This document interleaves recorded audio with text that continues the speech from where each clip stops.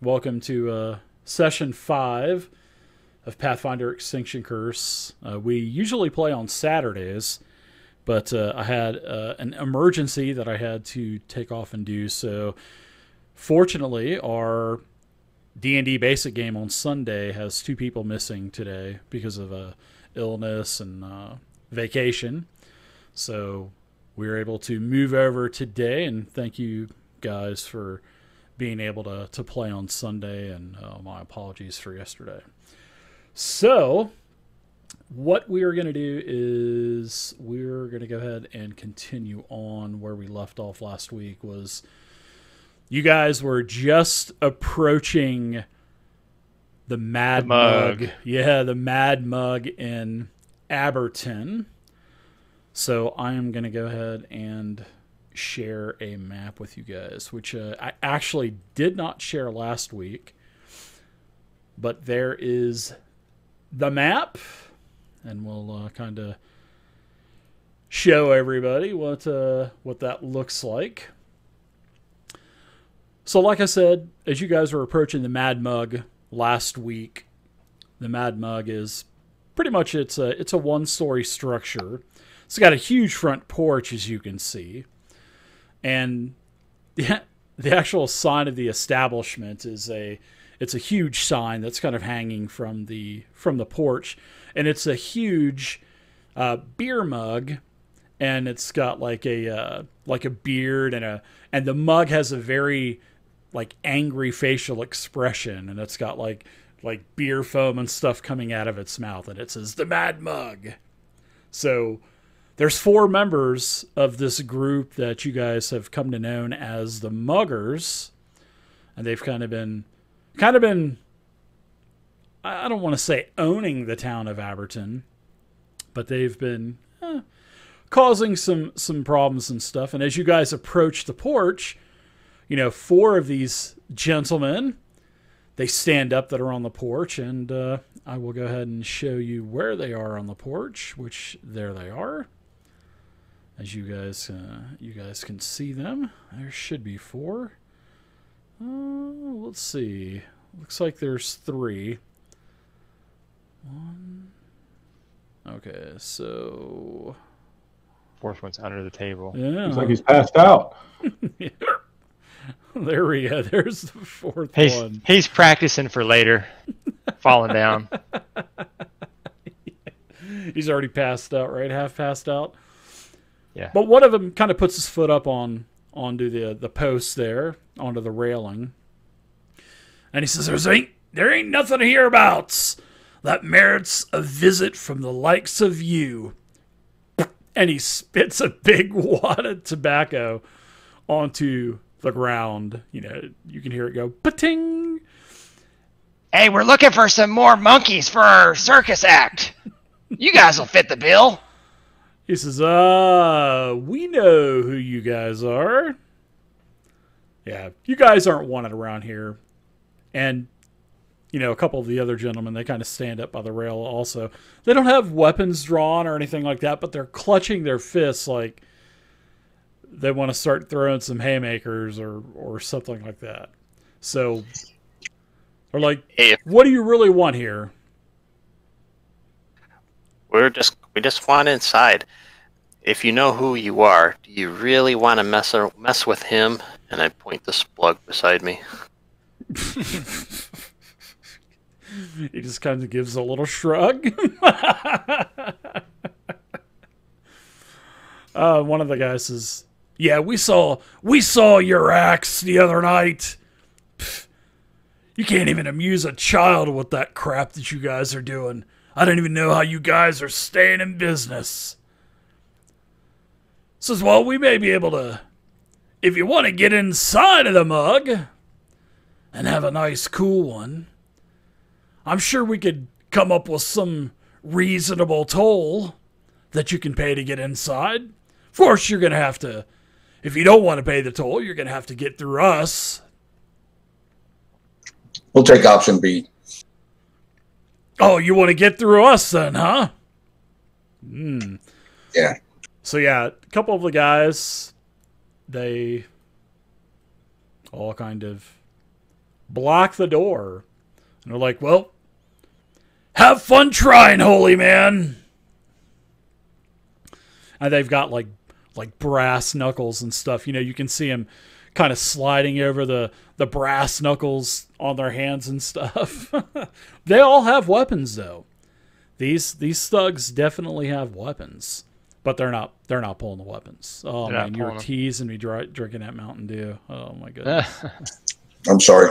Oh, it's okay. No, it's all right. It's been like 6 months now, at least, since I've had a Mountain Dew. Hey, look at you morons all lined up for a lightning bolt. That's a good strategy. But can anybody cast lightning bolt? I don't know that. Oh yeah, that's true. That's true. I was kind of metagaming it there for a little bit from a DM standpoint. So the double door here, it burst open, right? Oh, I see some targets and stuff starting to I love it. So the door burst open, and this female dwarf comes out, and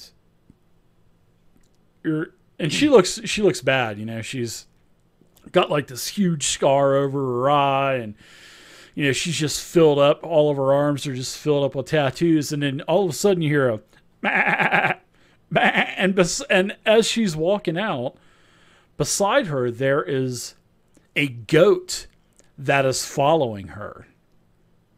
And, you know, the four gentlemen that are on the porch, they're like, oh, Piranha, these guys are causing trouble with us. Do you want us to take care of them? And she says, oh, no!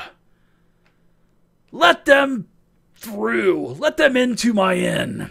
Let them into my tavern. And she kind of, as she's walking out, you know, she's standing on the stairs, kind of looking down at you guys, and she says, so what are you here for? Are you here to talk business? Are you here to run me out of town? Or we can talk.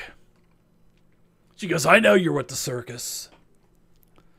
Yeah, I was just kind of thirsty. I mean, I wasn't going to run you out of town if you could make us a drink. You serve drinks at a tavern, right? We can make that happen. She says, I may have some information for you, but it may cost you. She says, should we come go on inside? in. Boys, let them in. And the four guys, and the four guys on the porch, they kind of spread apart. You know, they're all spitting their tobacco, you know, on the ground. They're not actually spitting it on you or at you. But, yeah, old Piranha, she opens up the doors for you. She walks over, opens up one door, and then opens up the other. So, Emu pauses right outside the door, and he goes, and just rips this huge hellacious fart right on the deck there. And he goes, Ah! I had to get that out of my system. It's rude to do that indoors next to people. and I look right next to the guy, the human warrior 4 there, and then just go, Have fun with that one. and just move on in. King will pat him on the back or the head as he walks in. you hear a couple, like, you know, sort of like the old dry gags there, the old dry heaves. Oh, that goblin stinks. But they don't go in. The guards, they don't go in. Well, I guess you could say the thugs. They stay out on the porch. You know, the doors close behind you, basically. Well, the other was a window. But, yeah, you can still see outside the windows. Let's get some drinks, and you said it was getting late as well, right? Sure. Yeah, it's probably, I'd say the sun's probably, it's dusk. You know, you guys have been running around all day at the church and whatnot. So, Hey, King, should I not ask for some goat for dinner? I'm assuming that's probably out of the question. no, that's actually funny that you say that, because as you enter the common room of the Mad Mug Inn, you know, you notice that there's 6 tables, a long wooden bar. There's several patrons in there, probably farmers from the surrounding, area. There's a couple of doors, one where you can see that there's a restroom, which would be here. Both men and women share it. And there's another door over here in the northeast corner of the Mad Mug also. And behind the bar, there are a couple of servers behind there. And as you guys are walking in, Piranha yells over and she says, "Lanky, Bana, go ahead and get my friends here whatever they want to drink. Just put it on my tab." And, there are a couple of humans. And they're the proprietors of the Mad Mug. And like I said, their names are Lanky and Bana. And, they get right to work and start to, as Piranha, she invites you in. And she says, "Please, my friends, take a seat." She says, "We have some business to discuss." And, her goat just kind of kneels beside her and then kind of lays down. But she says, "My friends, go ahead and call me Piranha. 2-Punch for short." She says, "Because it usually takes 2 punches, and someone gets the haymaker and gets to go to sleep." So, I look at her and I ask her, I'm like, "Do they allow you to bring your children in here?" "Oh, you talking about Violet, my goat here?" She just kind of pets. She goes, "Oh, this is Violet. This is my pet goat." She goes, "No, you fool. This is my companion, not my child." I expected more out of you so far. Disappointing me. Well, I wasn't implying that goat there was your child, but if that's the way you take it, then I don't know. Well, do you see any other children around here? Do you see that I have any kids with beards? Okay, what do you got for us there, lady? Well, I don't know. You've kicked off an attitude with me right off the bat, and my children and all. I mean, I offered you into my establishment here. I've offered you drinks. I've offered This is good you stuff food. too. Yeah, because drinking. as you're in the Mad Mug, you see today's special goat, goat stew. Nice. Robin's just shaking his head. He's like, "Oh my god, goat stew!" Being a chef, It's and all. delicious. It's delicious. It's really gamey. I kind of look at the goat and see how many legs it has. Violet's got all 4 legs. Oh, okay. Yeah, Violet's got all 4 legs. Let's keep that goat away from my robes, okay? I don't want him chewing on them. Meh, meh. So, my friends, let's discuss business. Let's all of the pleasantries. We've already had them. We're going to get down to business. So, as you know, my associates and myself, we have become a common fixture here in Aberton, and we appreciate all of the opportunities that we've had here. And we kind of want to make Aberton our home. And, we're not. But, they've caused a little problem, but it's not like some gangs where they're just running everybody out, you know what I mean? They're sort of like, Piranha says, "Well, we offer protection, needed protection out here in Aberton." And How come you didn't protect the farmers? well, They got turned into zombies, and then the circus got attacked by a little angry halfling with some furry feet. Well, she used to have furry feet, and then a bunch of rats and stuff. And I didn't see your little helpers there. I mean, come on, you need to hire us so you got some actual protection, or you're not going to rely on those guys. You know what? As you're talking, oh, by the way, all of you have a hero points again. Why don't you give me a diplomacy check, Okay. Mr. Emu?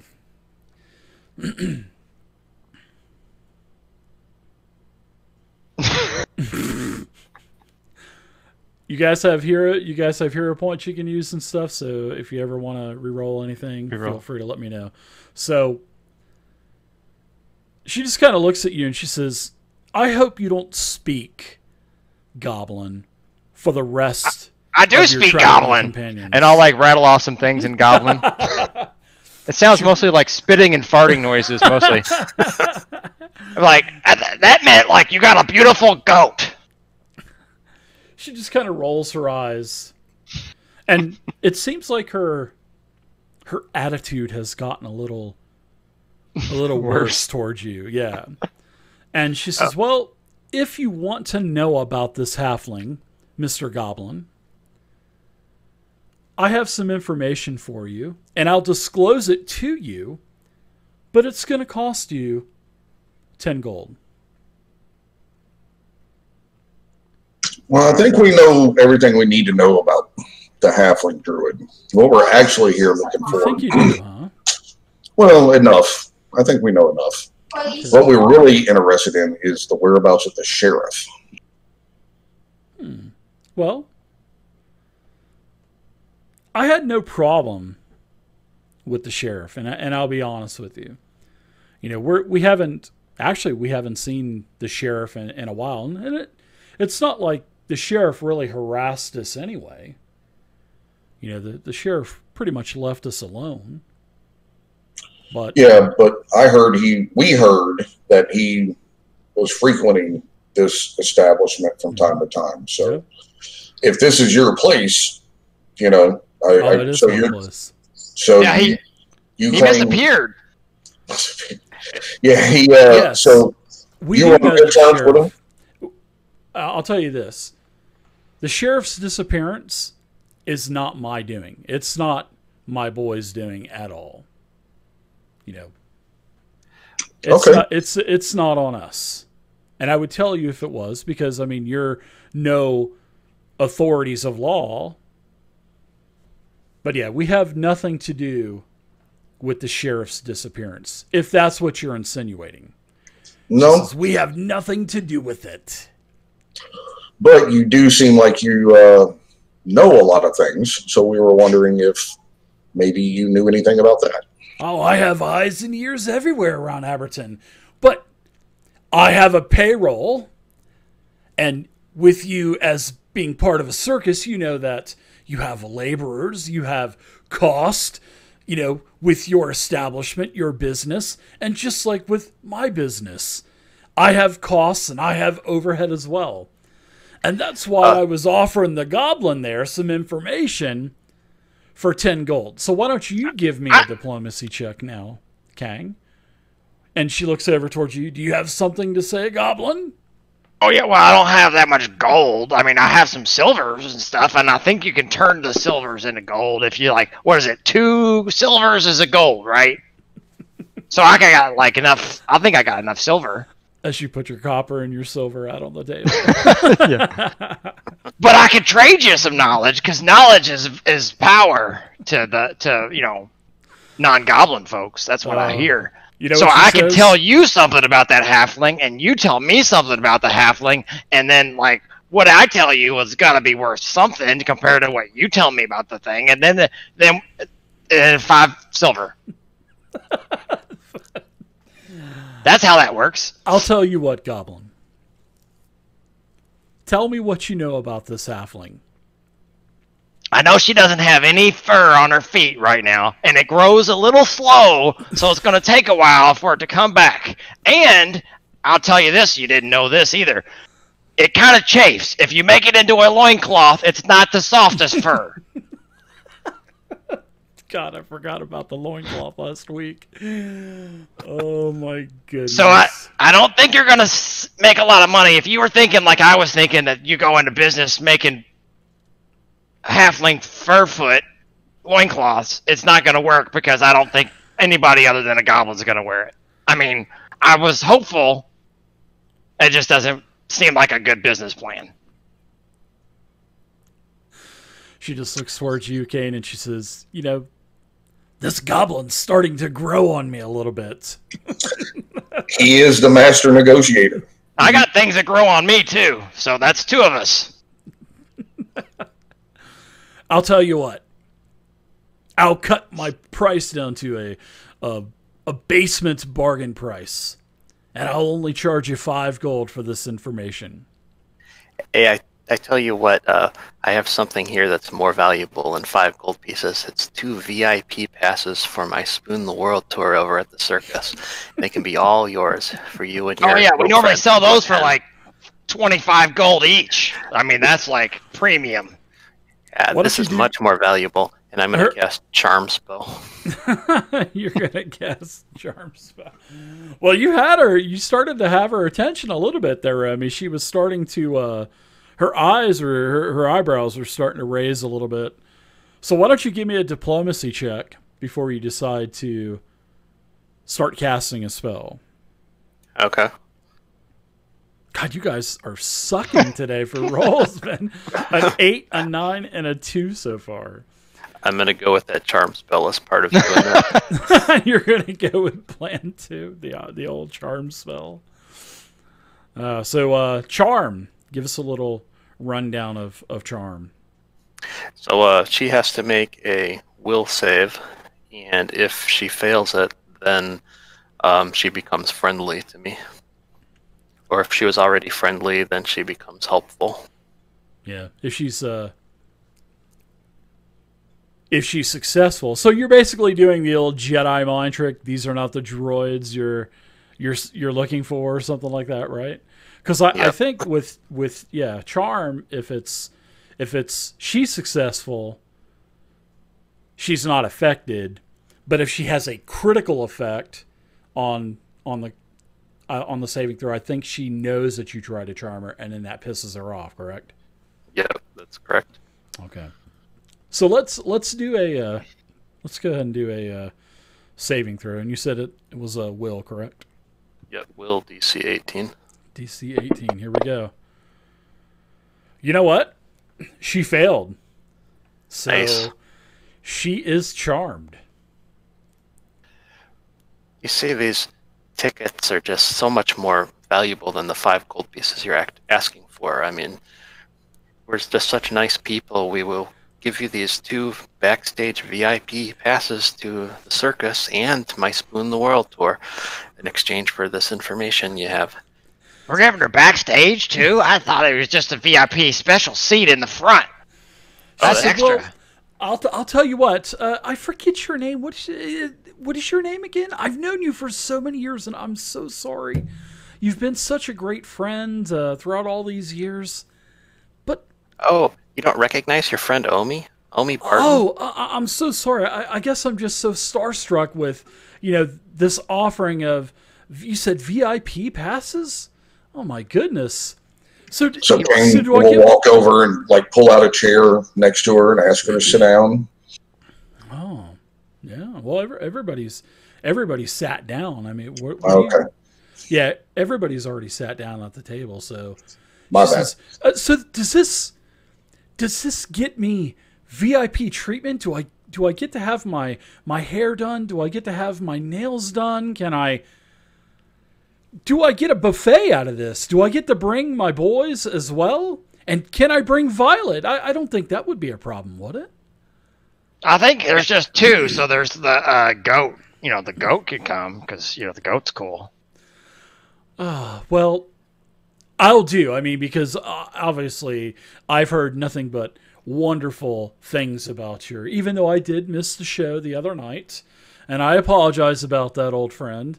But absolutely, I would be more than happy to be your guest of honor in the VIP section, Violet and myself. So Just make sure to keep Violet away from Bardoff, because Bardoff, he's a big bear, and he's generally pretty nice. But the other day, he was like super ferocious and act like he was going to eat us all. So I'm just saying, Violet, maybe keep her away from Bardoff. yeah, Splug's kind of doing some small grunts and kind of shaking his head.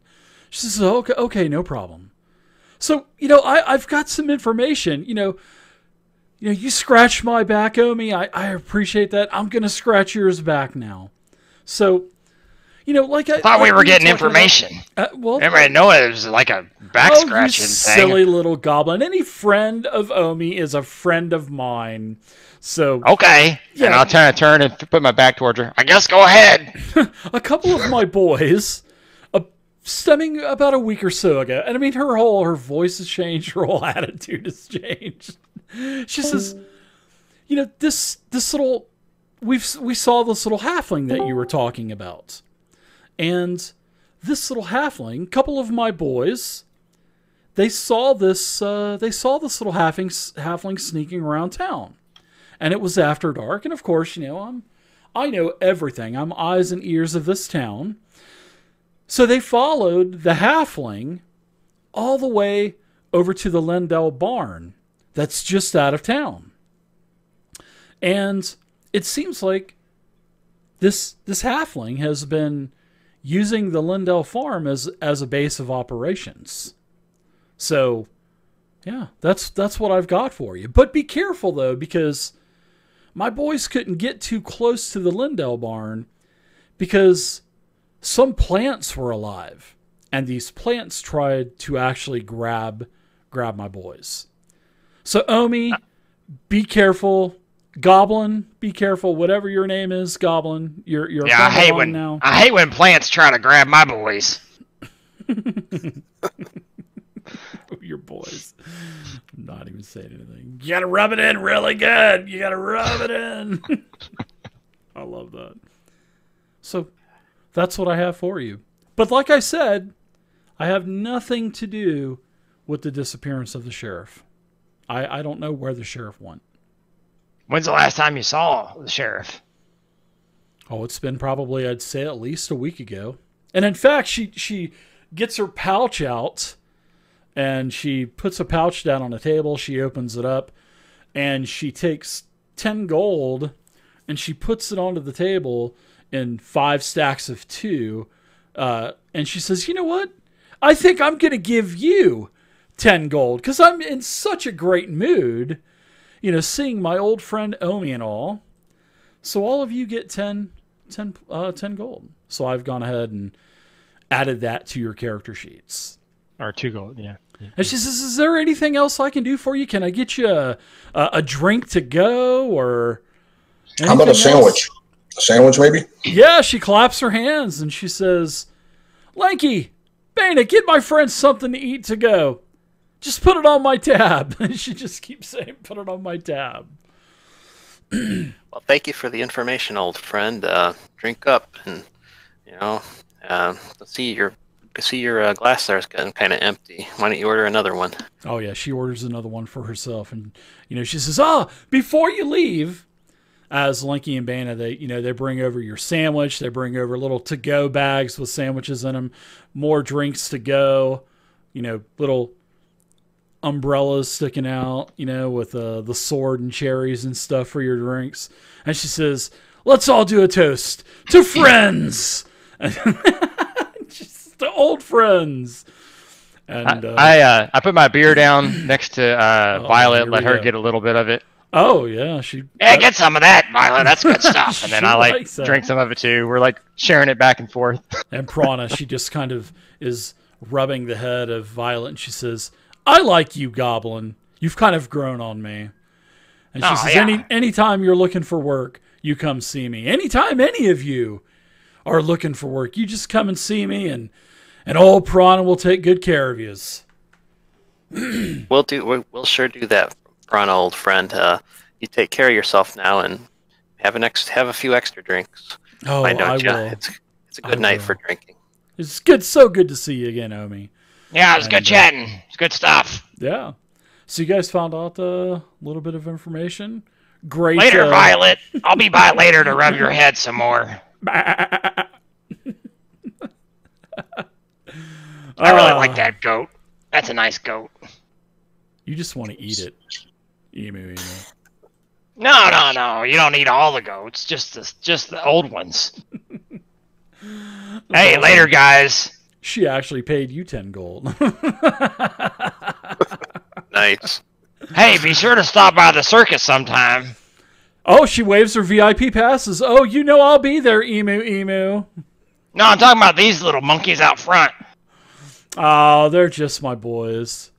They're not causing any problems. And they're just looking at you like, what in the hell? Yeah, I'll clap one on the back on the way by him and be like, yeah, thanks for letting us in. Have a good day. Later, dudes. They really don't say anything to you. Very nice. I'm going to go ahead and delete the tokens off of this map. And yeah, Where'd good Splug job. go? Oh shit! Splug's in the dark.